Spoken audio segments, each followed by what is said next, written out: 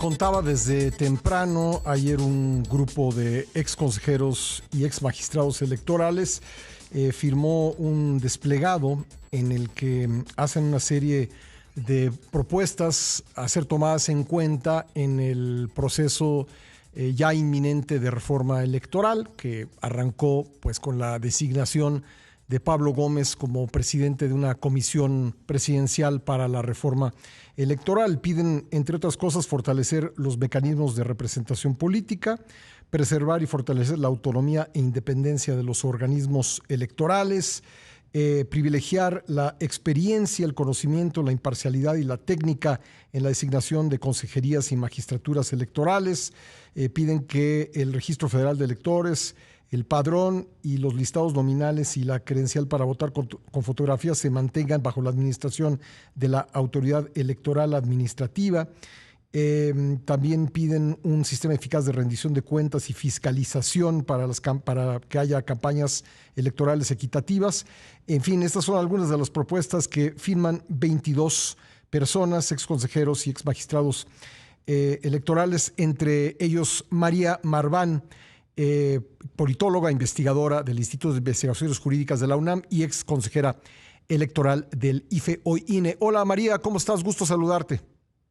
El gusto es mío, Pascal. Gusto saludarte a ti y, por supuesto, a tu amable auditorio. Bueno, pues se había venido hablando de la reforma electoral, lo había hecho la presidenta de la República, pero ahora sí podemos considerar que con la designación de Pablo Gómez como presidente de esta comisión, pues ya los trabajos empiezan a tomar velocidad. ¿Qué te parece de entrada el nombramiento de Pablo Gómez al frente de este organismo?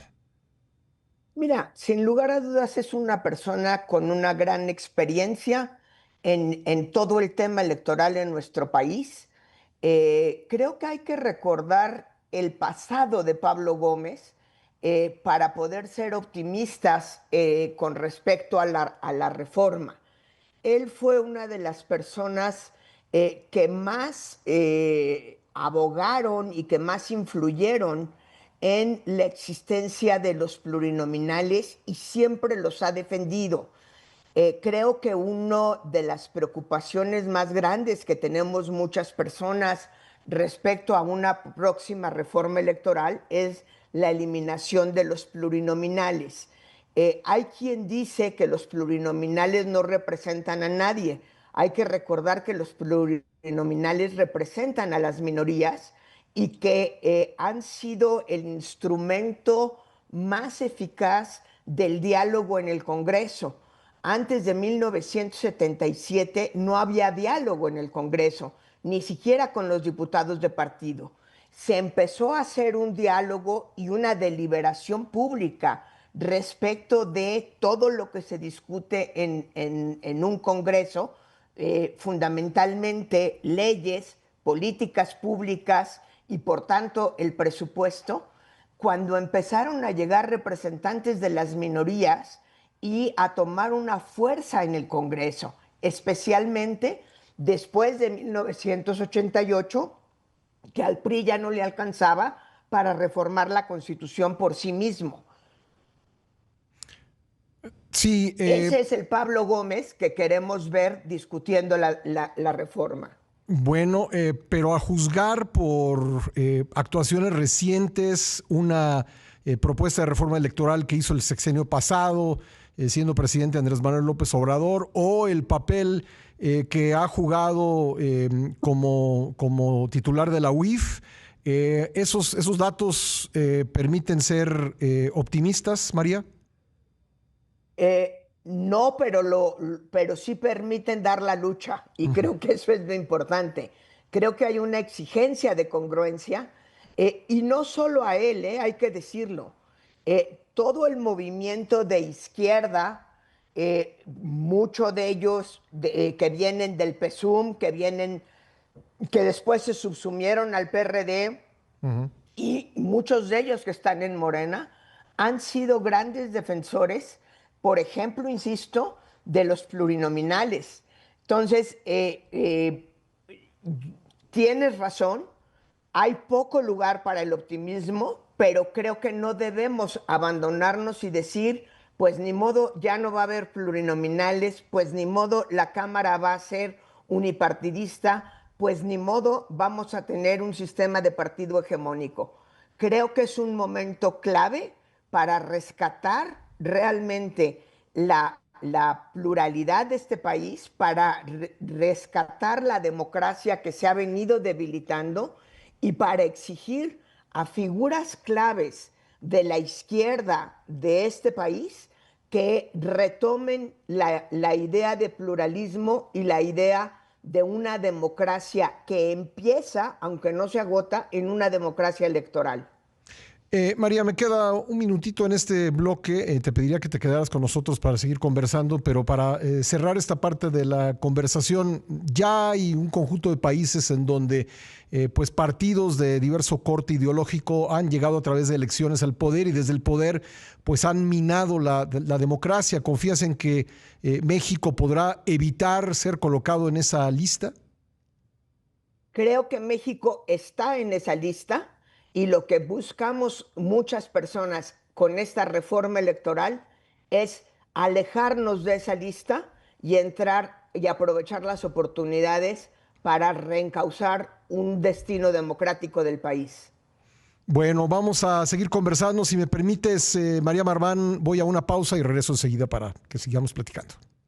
Con gusto. Volviendo con María Marván Laborde, ex consejera electoral del IFE, hoy INE, y una de las firmantes del desplegado de ex consejeros y magistrados electorales, quienes hacen un llamado a que el proceso de reforma electoral que está en curso, pues vaya por la ruta del pluralismo y que respete cosas que han sido muy importantes para esta democracia, como que el padrón electoral y la credencial para votar se mantengan en manos de la autoridad electoral actual. María, la mayor parte o prácticamente todas las reformas electorales que recordamos, las del siglo pasado y las de este siglo, se han iniciado pues mediante un diálogo con la oposición. Esta parece ser la excepción. Así es, creo que es muy importante lo que dices. Del siglo pasado, la que no muchos recuerdan, pero que sí existió, que no tuvo diálogo con la oposición, fue la de 1946, que fue precisamente la que consolidó el sistema de partido hegemónico, donde el PRI se volvió en un partido casi único, con el aval de otros partidos que le daban legitimidad, pero no que había democracia. Y creo que lo que no podemos permitir es llegar a eso. Hay que recordar que la reforma de 1977 llegó después de hechos sangrientos, llegó después del 68, llegó después del 71 y llegó después de la guerrilla de los 70. Fue una salida magistral de Reyes Heroles para realmente reconocer que México no era un país hegemónico, no era una sociedad hegemónica y que había necesidad de fortalecer la representación en el Congreso justamente de esas fuerzas políticas. De ahí en adelante, todas las reformas, sobre todo las constitucionales, se han aprobado por unanimidad de quienes han estado en el Congreso en ese momento. Eso se ha logrado gracias a un proceso de diálogo largo, complicado, donde ha habido concesiones tanto de las oposiciones como del partido en el poder para generar un país más democrático. Y justamente lo que creo que se le debe de exigir hoy a Morena, a la presidenta Sheinbaum y desde luego a quien Sheinbaum ha puesto al frente de esta comisión es diálogo y apertura. Sería muy lamentable que hubiera una reforma que no nazca del consenso. Y te voy a decir por qué. Porque con esa reforma electoral vamos a escoger a nuestro nuevo presidente o nueva presidenta y vamos a escoger a nuestros nuevos legisladores y ahora también a nuestros nuevos jueces. Si eso no sale del consenso, va a haber una falta de credibilidad de quienes emanen de esa reforma. Falta de credibilidad nacional y también quizá habría que agregar internacional. Desde luego, yo creo que hay una comunidad internacional importante que ha estado preocupada, como bien dijiste hace un momento, no solo por el devenir de la democracia en México, sino en muchos otros países y el crecimiento de líderes populistas, tanto de extrema derecha como de extrema izquierda, que no son compatibles con una reforma electoral incluyente, con una reforma electoral que escucha a los demás, con una reforma electoral en pro de los valores democráticos. Acabamos de ver la semana pasada una reforma en El Salvador que prácticamente perpetúa a Bukele en el poder. Bukele llegó al poder con unas elecciones razonablemente justas, razonablemente íntegras, y desde que está en el poder no ha ido haciendo otra cosa sino erosionar las bases de esa democracia, y ahora le permite su constitución en un Congreso completamente cooptado por él, perpetuarse en el poder, en el sentido literal de perpetuarse. Ya no hay límite para los procesos de reelección. No hay manera de que esas elecciones sean respetadas y creídas por los salvadoreños demócratas, que deben ser la mayoría, pero tampoco por el ámbito internacional. Y yo creo que ese es un muy buen ejemplo.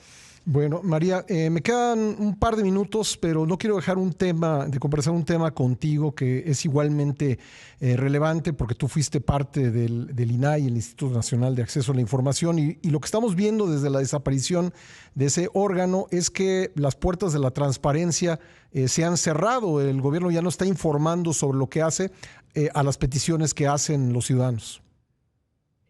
Es cierto, hay una dificultad cada vez mayor para abrir la información, y aprovecho para darte una suerte de primicia. En la UNAM me han nombrado titular del órgano garante de la UNAM, así que por lo menos en lo que está de mi parte y de la UNAM, no es una cuestión personal, tendremos que seguir luchando porque la transparencia, el acceso a la información y la protección de datos sean derechos humanos vivos para la ciudadanía. Bueno, pues enhorabuena por esa designación y pues que ojalá que en distintos ámbitos de la vida pública, entre ellos la UNAM, pues se abran más las puertas del conocimiento de lo que hacen las autoridades y no se vayan cerrando, como lamentablemente parece haber ocurrido con la desaparición del INAI. María, te agradezco mucho que nos hayas acompañado esta mañana en el programa. Muchísimas gracias, Pascal, a la orden siempre.